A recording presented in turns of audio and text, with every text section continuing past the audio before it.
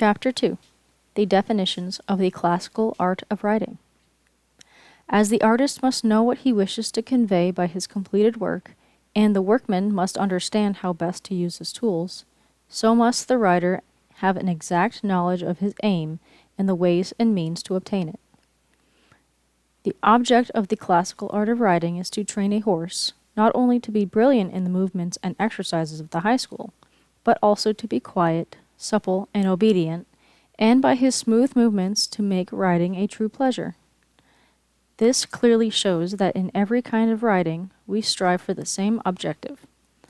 Whether it is a dressage horse, a jumper, a hunter, or a charger, he should always be quiet, supple, and obedient.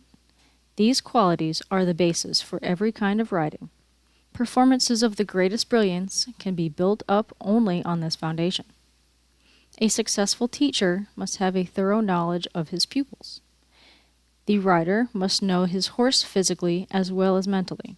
He should not only have a thorough knowledge of the horse's anatomy and of the functions of his joints and muscles, but also be able to understand his feelings and anticipate his reactions.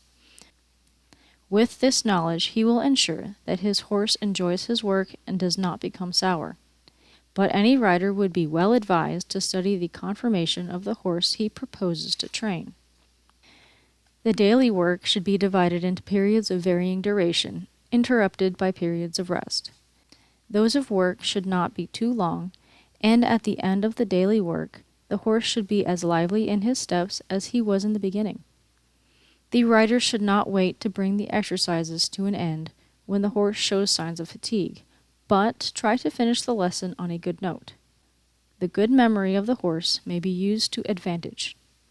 A successful exercise should be rewarded by the rider's dismounting and leading the horse back to the stable. The rider should also prevent the horse from anticipating his aids. Therefore, a frequent change of the order of exercises is advisable. Meanwhile, the horse must be given time to understand his rider and to develop the necessary proficiency that will enable him to obey. The principles of the classical riding can be laid down, but there is no definite rule as to how to put them into practice. In the course of centuries, the riding masters of the past have studied thoroughly these principles and have accumulated experiences that serve the instructions for the riders of today and prevent them from wasting their time with unnecessary experiments.